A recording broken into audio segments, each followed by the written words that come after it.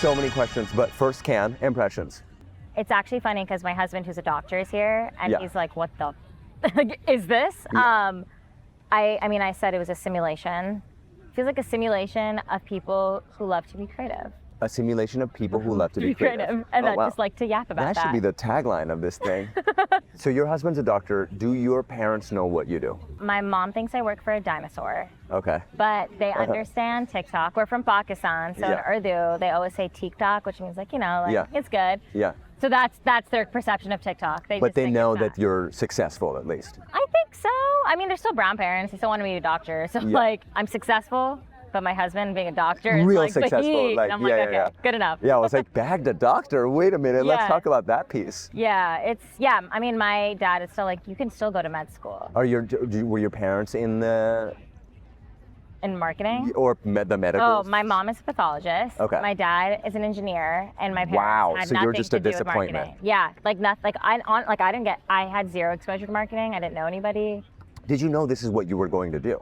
No. So something about me, I said earlier, I'm introverted, and my dream in life is to retire soon, and then like a only lot. work a 9 to 5, and like live a very like midlife. When they found out they were based in Pittsburgh, I'm not a New York stan. I was like, I can't go to New York City. Yeah. Where did you grow up? I grew up West, in Portland. right? Yeah. Okay. So Portland is also like a very White and Kennedy. So it's like that is Yeah. like the gold standard. Yeah. And life just looked tough working out. Like they grind really Right. hard. So I was like, okay, I want to like work for a company that's like 9 to 5, kind of in the middle of nowhere, has good values. Yeah. And that's kind of how I ended up. Did you get that, or does it feel like from the outside? It feels like you're glued to your phone, and whatever. I think I started that way. So like the first year and a half there, it was like Happy Earth Day posts and Yeah. clock in, clock out. I think the issue with me is like, When did it change from Happy Earth Yeah. Day post to when did it change? so in September of And how did it 2021, TikTok like announced they had 1 billion monthly active users. And I was like, oh, that seems important, especially like as an app. There was no pressure though to like create content or really even do, like our CEO actually is like, I don't care about like social content in that sense. Like you don't have to make video content, you don't have to do TikTok. Right. I think what happened is that my manager at the time, she did PR, and she was like, Learn on TikTok is like this new initiative that TikTok's doing. We're a language learning app. Maybe we can work with them. They'll create some videos. And she knows this. The videos were so bad Yeah. that I was like, I cannot let people know That I this was behind me. this. Yeah, I was like, this is where I need to like work a little bit more here and change it. Yeah. And then when that huge number came out, it kind of became a concern that like Duolingo's competitors are not really like Rosetta Stone. It's like Instagram and like Right. TikTok. Right. So it's like, how do we bring like the push notification? How do we bring the language lesson to TikTok?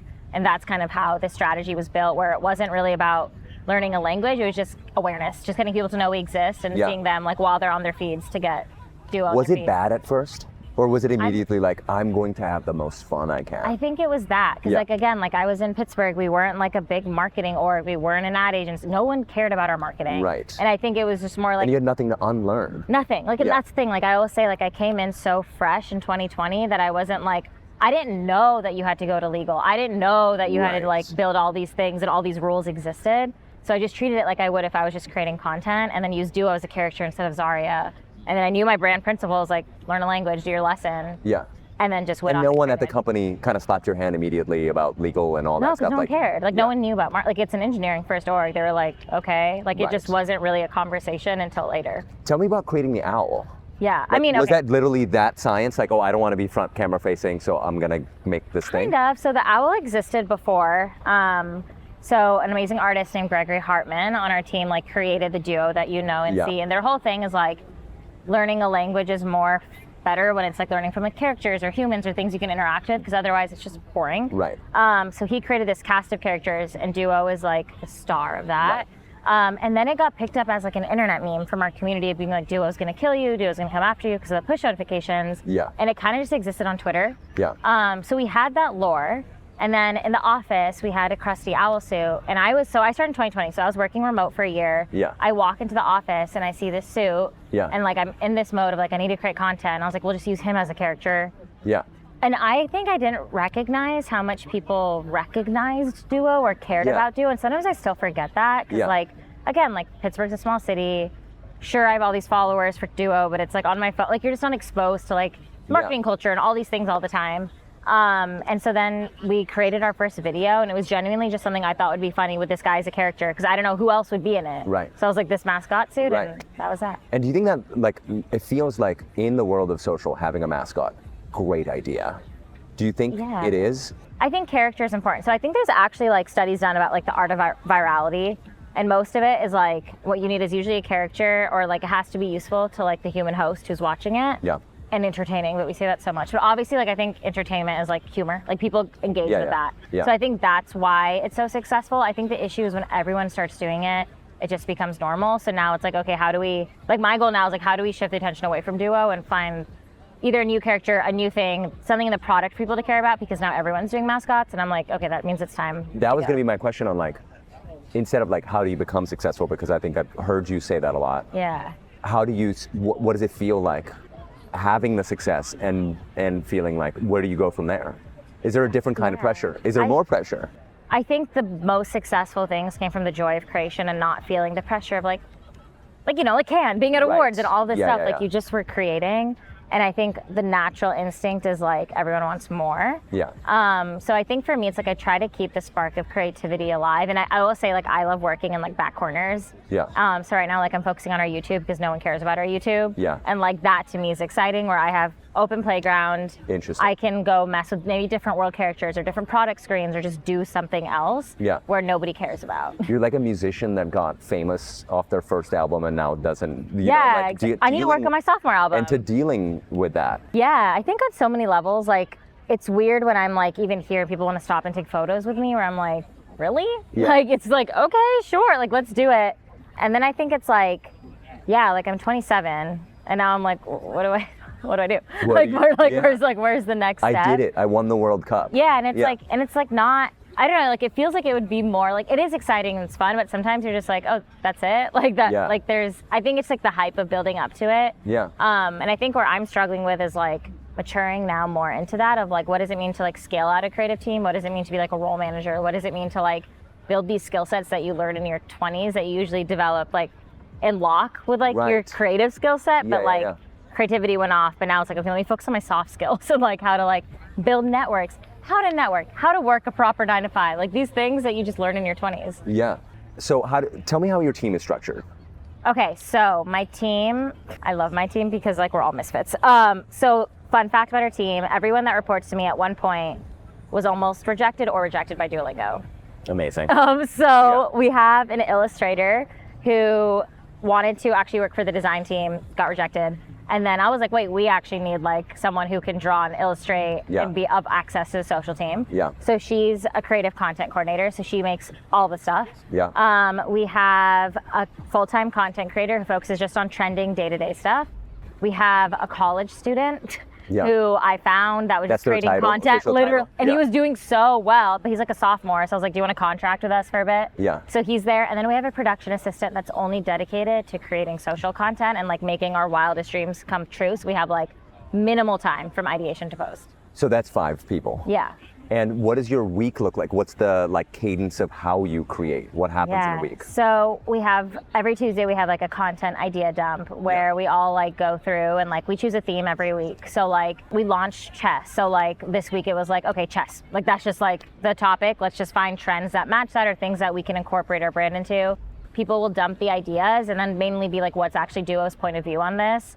And that comes down to like, what will the caption on video look like for this? And then I think what really distinguishes what we'll post and what we don't post is how strongly someone feels about an idea. So we have like a hot pepper scale from like a 1 to a 3. And if it's 3 peppers, we'll probably go forward with it. But if it's 1 pepper and someone's just putting it there just to put it there. And do you kind of just all vote on it, or is the person present? Like, how do The you? person presents, and then you can see the energy. Like if someone's laughing or entertained, or someone's like, yeah, that's great. I like that so they present the caption. Yeah, because I think Not that's a fun. so this happens and then this happens. Yeah, no, I don't want the storyboard. Like the caption, I think, because like I So actually think interesting. writing is one of the most fundamental pieces that we keep forgetting in content creation. Because Yeah. like the comment section, right, and like Yeah. that caption on video is like that's the hook. If you have 10 seconds to do something. So cool. So I focus. So you a lot on the copy. dump it in a spreadsheet of shorts or a doc of sorts, Yes, and then you exactly. pepper scale it, Yep, exactly. and then you go make the peppers. Yeah, hottest peppers. whoever feels, and I actually just follow if people feel strongly, because I genuinely, if you're excited about an idea and you feel 3 pepper, You you're gonna gotta make it. you're gonna make great stuff. Yeah. Okay, so talk to me about, that is this week's chess content. Yeah. Then there is long tail things that are happening. Yes. Products coming out, we're Yeah. gonna kill the fucking out, like I wanna Yeah. talk about that too. But how do you manage the long and the short of it? That is $1 million question.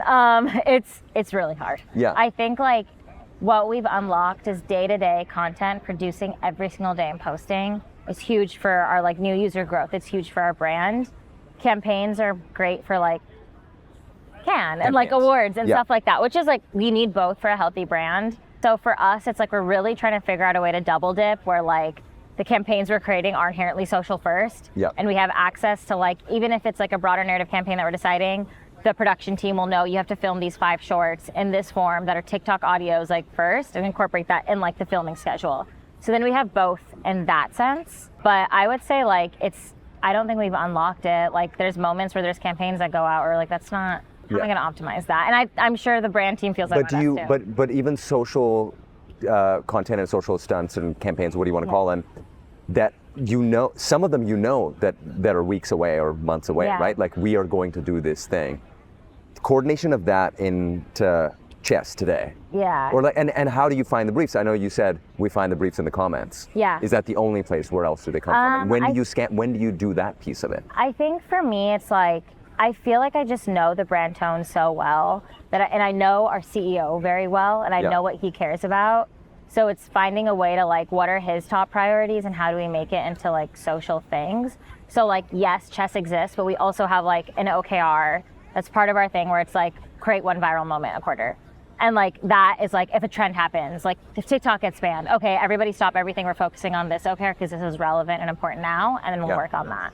So you have a number of OKRs that you're trying to achieve, Yeah. and one of them being create 1 viral moment a quarter. Are you leaving that up to chance and say it's going to happen this quarter? So the weekly planning, this is happening. Everybody brief and then meet on a Tuesday. Yeah. Is there another level of planning happening at all? Yeah, so there's the weekly trends and then there's exactly that like quarterly thing. I think we're okay with it also not happening. Like we didn't hit that OKR this quarter. Like we didn't have a viral moment and that was fine. There's no one like with a whip. Yeah, exactly. So yeah, I think there is planning on both ends where we're constantly like, I mean, we're all chronically online. So like we know when something is like huge and it's happening. And then we'll be like, all right, like in the content channel, yes, we have this like day-to-day content house is going. And then if someone is like, guys, like this is popping up everywhere.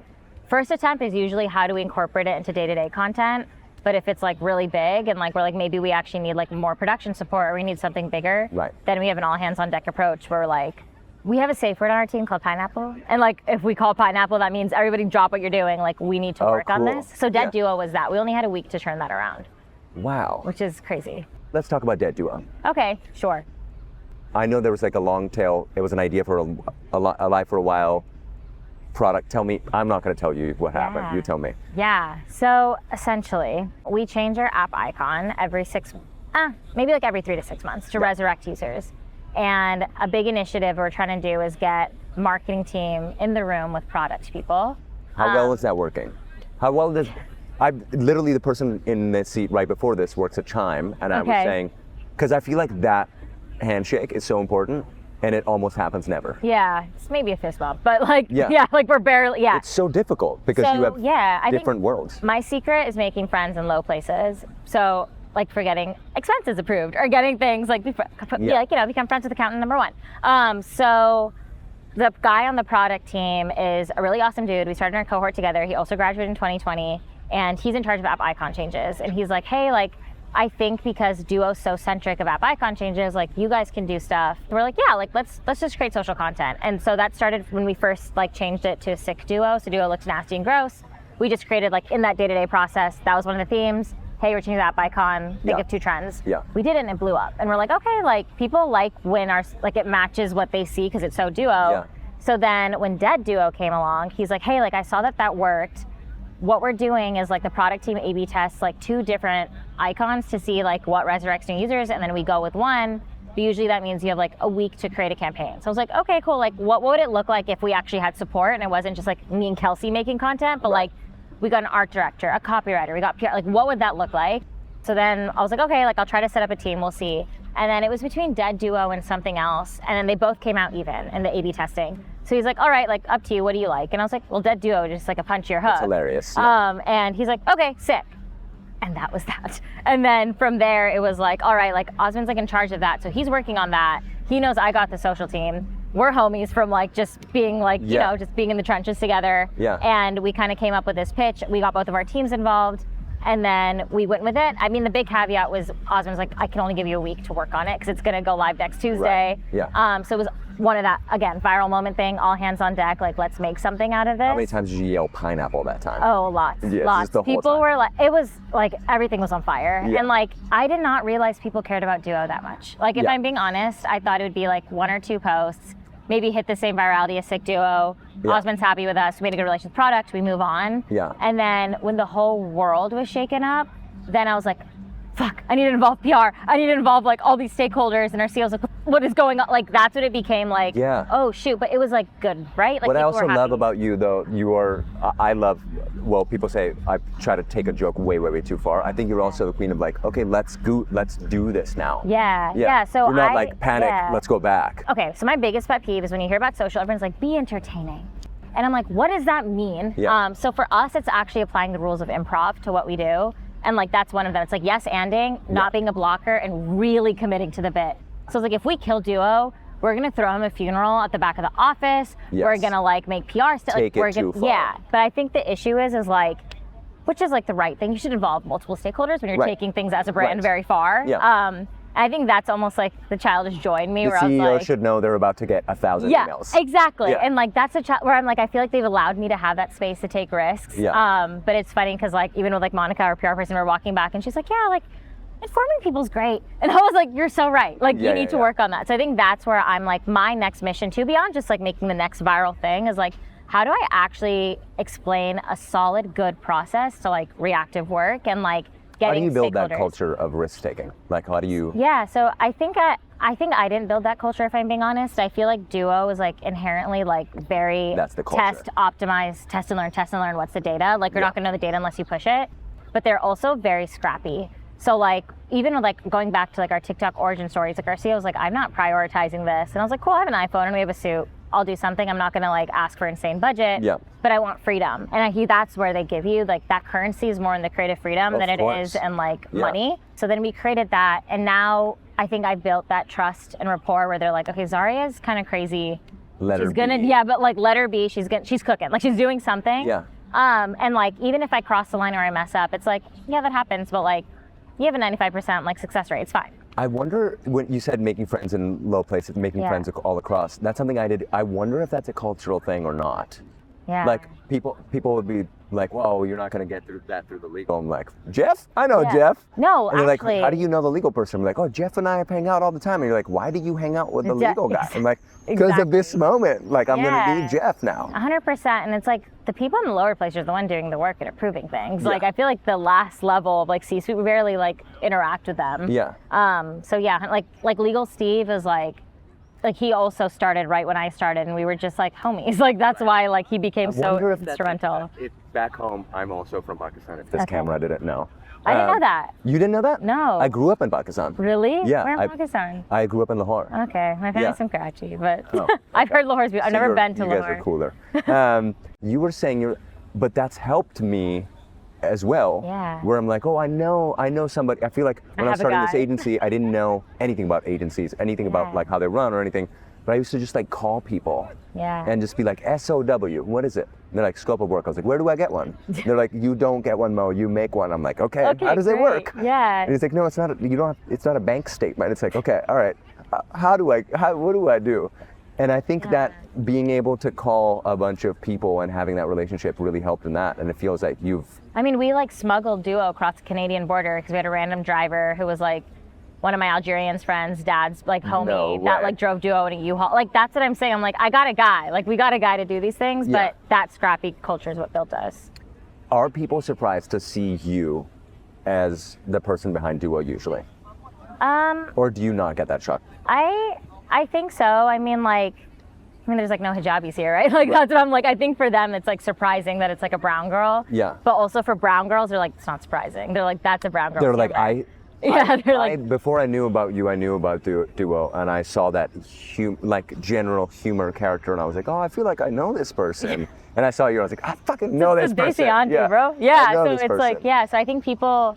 Like, yeah, I think when brown girls see it, they get excited too. They're like, oh, finally, like someone who like gets our humor that and was is like my interjecting. excitement. That's why I reached out to you very early on, and I was like, Yeah. hey, whatever you're doing is awesome, and I want you to keep doing it because there's a lot more people that would.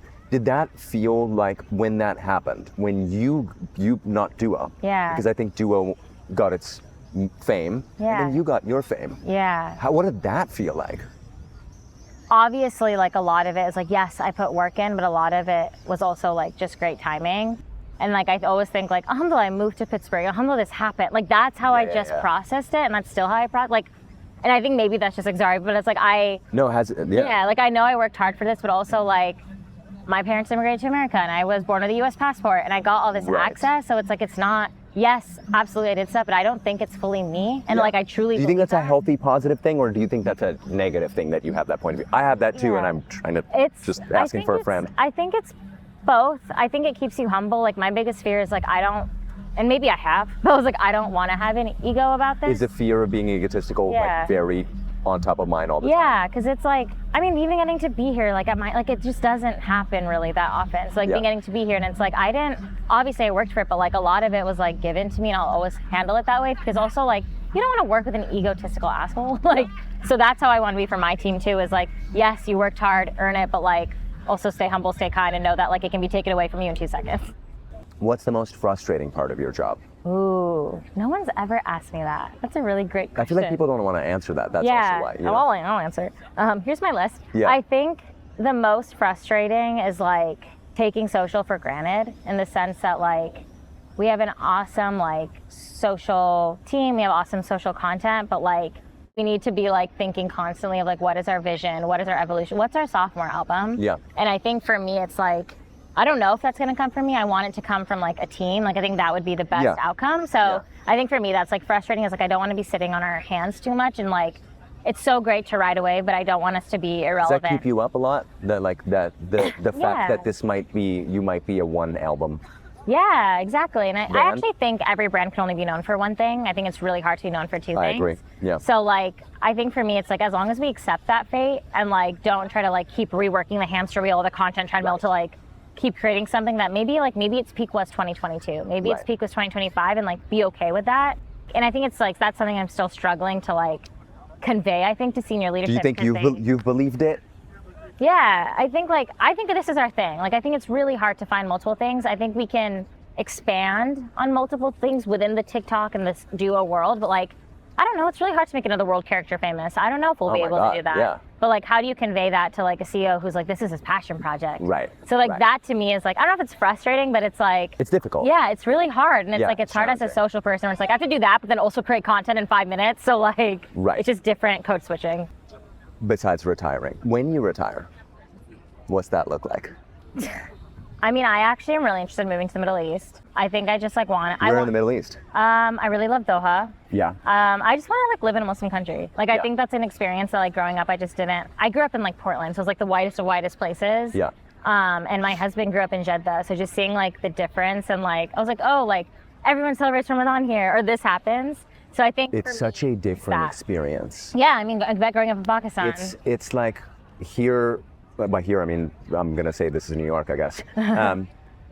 Ramadan is in your house. Yeah. And when you go outside, there's no Ramadan. Yeah. There, your job is different, your school is different. Exactly. KFC is different. KFC has all you can eat meals and you interact differently.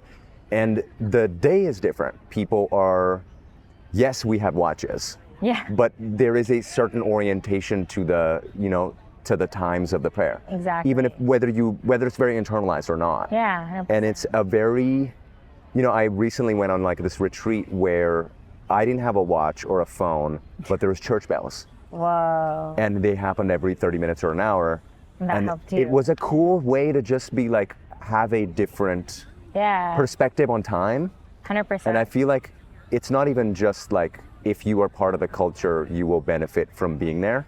I bet you it benefits far beyond that, because like I would recommend anybody to move to the Middle East who hasn't. I think just like growing up, I just assumed I always had to be a minority, and then like when I would like go to the Middle East, or I'd go and I'd be like, oh, like you don't have to be minority, like you don't have to live this way. And I think that to me is like exciting. So I think in the future, inshallah, I want to move to the Middle East. Yeah. And I want to be a writer. I like love, like writing is my passion. I would love to write a book. What kind of, that's gonna book. I mean, I love memoirs, but I don't think my life is interesting enough yet to write a memoir. But I think it'd be really fun to just like, almost like write about, I mean like third culture kid, but like just that experience of like, just being in like, I guess like what my life path ended up being when I wanted something so different when I started in Pittsburgh to like what it is now, and like how do I marry those two things of like for me it's like I never want my work to be who I am, and like what I think sometimes it gets to that point, and I think that's what I really respect about like pretty much any other country outside of America, where it's like your work is more of a means to an end. What do you do is not the first question somebody asks. Yeah, and that is so remarkable. There's so many friends back home. I didn't know what their parents did at all. None of us did. Well, in America, it's like, what do you do? Well, like, where are you in your career? And I think for me, it's like I need to disorient myself from that while working for like in marketing, which is probably one of the most capitalistic fields. But like that is where that's what I'm most grappling with, and maybe it's like I'll discover that in my 30s. But like that's where I think I want to go eventually. That's the biggest thing you want to learn. Yeah, I think I just want to like orient like who I am and like how I want to navigate these things that I like just struggle with. And I think they're just unique struggles of like, I don't know, like I just don't feel like, especially in marketing as a whole as an industry, I'm like, I just don't see many people like me. So it's like, okay, like you're here, you've trailblazed in other ways. How do you trailblaze now for like other Pakistani girls, other Muslim girls in a way that feels right? And it doesn't have to be your entire personality, but it can be a big part of like what contributes to who you are. You got dropped into this world of marketing. You did something really well, and people celebrated you for it. And then people asked you, how did you do this? This is kind of what we're doing right now. But at that point, you didn't realize that all these people had learned something that they had to unlearn. Yeah. What do you think the biggest thing is that you've noticed that people in this field need to unlearn? I think it's like the constant strategizing. Like humans don't think in strategy. And it's like this constant need to like put data and numbers and things to like just emotion, which is like, you can't quantify humor. And I'm like, when something's funny, you laugh. You're not thinking of like, well, 10% of Gen Zers find this, like that's just not how we think. And so I think learning how to let go of like constantly having to know what the next risk will entail. Thank you so much for doing this. This has been a delight meeting you. Yeah, you as well. Yeah. Finally.